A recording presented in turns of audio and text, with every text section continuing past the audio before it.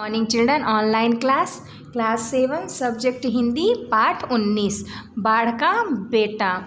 प्रस्तुत पाठ में लेखक प्राकृतिक आपदा के समय साहस एवं पुरुषार्थ के साथ उसका सामना करने की प्रेरणा दे रहा है। पुरुषार्थी लोग विकट परिस्थितियों में भी आगे आकर समस्या को सुलझाने में तथा दूसरों की मदद करने में अपना योगदान देते हैं। तो चलिए हम अपनी ये छोटी सी कहानी पढ़ते हैं। बाढ़ आ रही है, सुकिया ने कहा।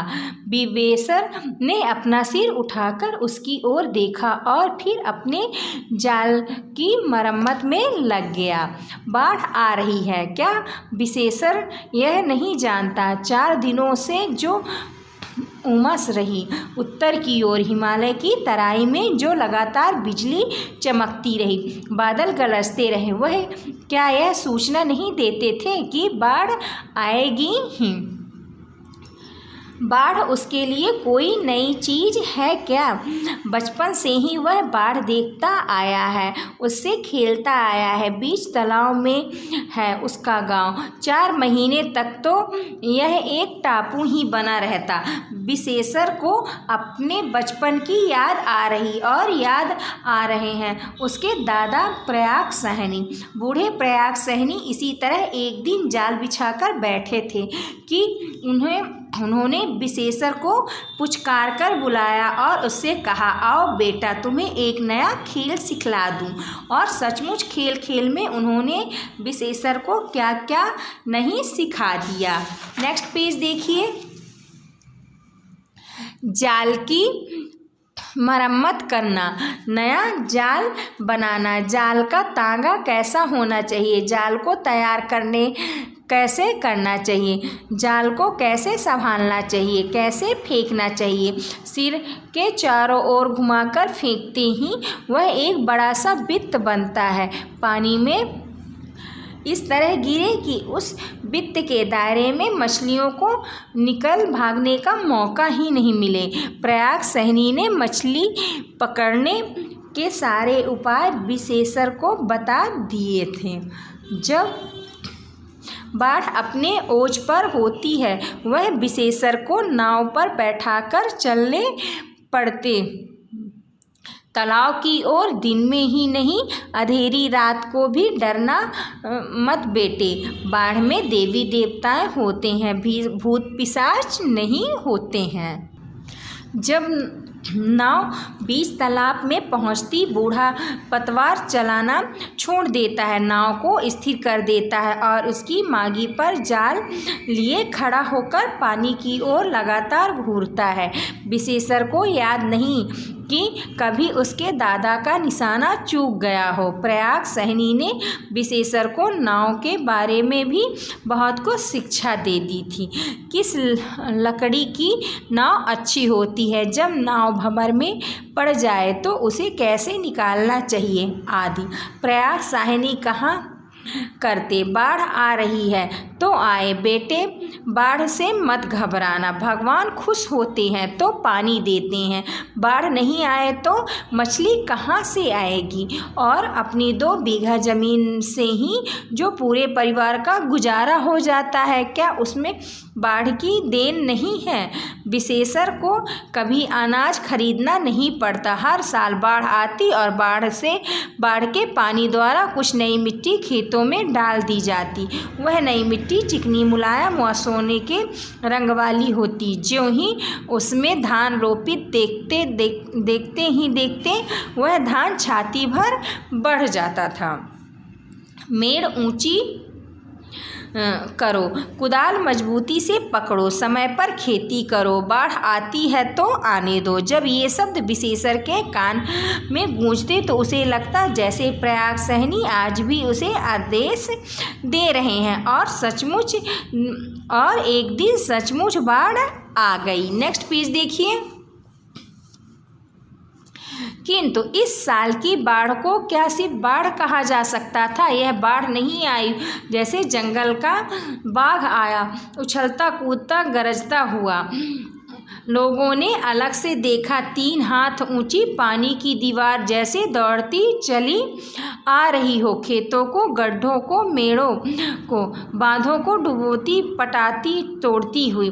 लोग भागे, हलवाहे हल बैल लेकर भागे, चारवाहे गाय भेड़ लेकर भागे, जो जहाँ था सिर पर पैर रखकर भागा। पानी गांव में घुस गया, अब घरों में घुस रहा है।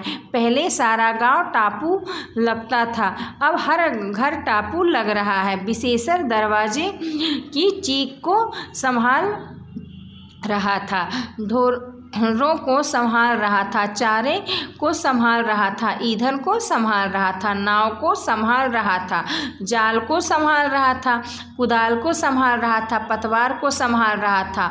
वह एक चीज को संभालता तो दूसरी चीज को संकट में देखता। उधर आंगन में सुकिया परेशान है। अंत में वह चिल्ला उठी, पानी चूल्हे तक आ गया, दौड़ो।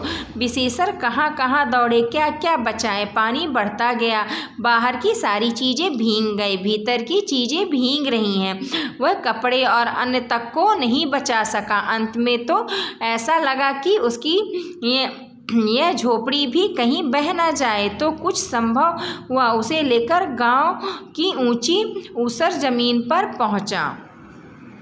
गांव की यह ऊंची जमीन आज गांव का गोवर्धन बन गई। बाल बच्चे, माल मवेशी, अन्य धन, चारा, ईंधन लेकर लोगों ने इस जमीन की शरण ली। अरे कलछी तो घर में ही छूट गई। सुकिया की बात सुनकर विशेषर झल्लाया। जहाँ पहले हाहाकार था, अब वहाँ चित्कार है, आर्तनाद है। लेकिन रोने से क्या होता है, लोग धीरे धीरे शांत हो रहे हैं। प्रयाग सहनी कहा कहते थे, जो बाढ़ जितनी तेजी से आती है वह उसी तेजी से भागती भी है। दूसरे ही दिन से पानी घटने लगा तो भी गांव के पानी निकलते निकलते सारा दिन लग गए। फिर इन 7 दिनों में गांव की कैसी दुर्गत हो गई। लगता है गांव में किसी ने बमबारी की हो। ज्यों ही पानी घटने लगा, मिट्टी की दीवारें जो भीग गई थी धड़ाधड़ गिरने लगी। चारों ओर मलबा ही मलबा दिखाई दे रहा था। खेत की फसल नष्ट हो गई, घर का अन्न भी सड़ गया। आगे के दिन कैसे काटेंगे। सारे गांव में मायूसी है। सुकिया उदास है। विशेषर की आंखों में नींद नहीं आ रही है। बाढ़ आती थी जाती थी, पर यह कैसी बाढ़ आई। उसके दादा कहा करते थे, बेटा जो मालिक हो लेता है वही देता है, बेशर्ते कि आदमी शारीरिक बल लगाए। विशेषर ने कुदाल उठाई, घर में दरवाजे पर जहाँ जहाँ कीचड़ जम गई साफ कर दिए। फिर उसी कुदाल से सारी सड़ी गली चीज़ों को बटोरकर एक गड्ढे में डाल दिया। जहाँ जहाँ गंदगी थी उसकी कुदाल वहाँ वहाँ पहुँची। 2 दिन में ही उसका घर फिर चमकने लगा। सुकिया ने इस काम में विशेषर की कम मदद नहीं की। फिर विशेषर कुदाल उठाकर अपने खेत पहुंचा, मेड़ों को दुरुस्त किया, गड्ढों को भरा। उसने सोचा, मैं खेत से फिर धान रोपूंगा, शारीरिक बल नहीं लगाऊंगा तो गुजारा कैसे होगा। दिन भर खेत में, रात भर ताल में। विशेषर ने इस दानवी बाढ़ की चुनौती स्वीकार कर ली। एक दिन सुकिया ने कहा, रिलीफ आई है, चावल बट रहे हैं, कपड़े बट रहे हैं। फिर रिलीफ आई है, भूकंप के साल भी आई थी। रिलीफ का क्या अर्थ होता है, तू समझती है? विशेषर ने पूछा। मैं क्या जानूं, गांव के कई लोग रिलीफ लेने गए हैं, सुकिया बोली। तो जाते हैं तो जाने दे। रिलीफ यानी भीख। दादा के मरते समय कहा था, बेटा भूखों मर जाना, भीख मत मांगना, लोगों को भीख मांगने दो। तू इस कुदाल और जाल पतवार से ही पैसा कमा। विशेषर ने कहा।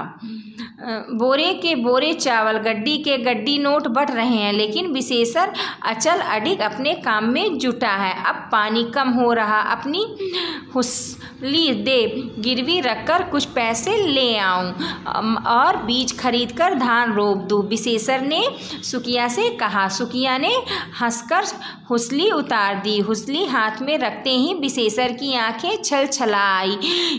यह पहली बार था जब उसे उसे बीवी का गहना गिरवी रखना पड़ रहा, लेकिन वह तुरंत हंसकर बोला, भगवान मालिक है, सुखिया रानी फसल आएगी और हंसुली के साथ सूद में कर्णफूल भी लाएगी। यहाँ से 20 मील दूर बीज मिलता है। दूसरे दिन थोड़ी रात रहते विशेषर यहाँ से चला और आधी रात को नाव पर बीज लाद कर पहुँचा। आज सुबह से वह खेत में धान रोप रहा है। उसके बगल में सुखिया है। सुखिया यूँ तो घर आंगन के ही काम में लगी रहती है, लेकिन बाढ़ के पानी का क्या भरोसा, और खेत सूख गया तो फिर धान में हरियाली आने में ही पखवाड़ा लग जाएगा। अतः वह विशेषर के साथ काम में जुटी। हरे हरे धान के बीज जमीन पाते जैसे सिर उठाने लगते हो। विशेषर खेत रोप रहा है और उसका रोम रोम पुलकित हो रहा है। बाढ़ आती है बढ़ जाती है। समय पर यदि खेती हो गई तो सारी क्षतिपूर्ति हो जाती है। उसकी आंखों में वह दृश्य नाच रहा है। जब ये बीज लहलहा उठेंगे, फैलने लगेंगे, कार्तिक में छाती भर धान आ जाएगी और माघ आते ही इन खेतों में सरसों का पीला समुद्र लहराने लगेगा, यानी सरसों के पीले पीले फूल फूल जाएंगे। उसी समय आकाश में एक हवाई जहाज जा रहा था। इधर बाढ़ क्या आई, हवाई जहाज की भरमार हुई। नेता आ रहे हैं, अफसर आ रहे हैं, इंजीनियर आ रहे हैं, सभी देखते फिर रहे हैं इस प्रलय कांड से लोगों को त्राण कैसे मिले। सुखिया का ध्यान ऊपर गया। वह बोली, वह हवाई जहाज जा रहा है। विशेषर अपनी उंगलियों से बीज को छिटकाते और रोकते हुए बोला, हवा में मत देख, हमारा काम जमीन देखना है। हम जमीन देखें, वे अपना काम कर रहे हैं, हम अपना काम करें। और सचमुच उनकी नज़र ऊपर नहीं गई। वह उसी लगन से तल्लीन से अपना खेत रोपता रहा। फिर नेक्स्ट पेज देखिए। सही विकल्प पर हमें क्या करना है, सही का निशान लगाना है। तो फर्स्ट क्या है इसमें क्वेश्चन देखिए, इस साल जैसे बाढ़ नहीं जंगल में उछलता कूदता आया हो, तो इसका आंसर क्या हो जाएगा, बाघ। फिर नेक्स्ट देखिए, 4 महीने तक सुखिया का गांव बना रहा, तो इसमें का आंसर क्या हो जाएगा, टापू हो जाएगा। प्रयाग सहनी के अनुसार बाढ़ में होते हैं, तो इसका आंसर क्या हो जाएगा, 3rd नंबर देवी देवता।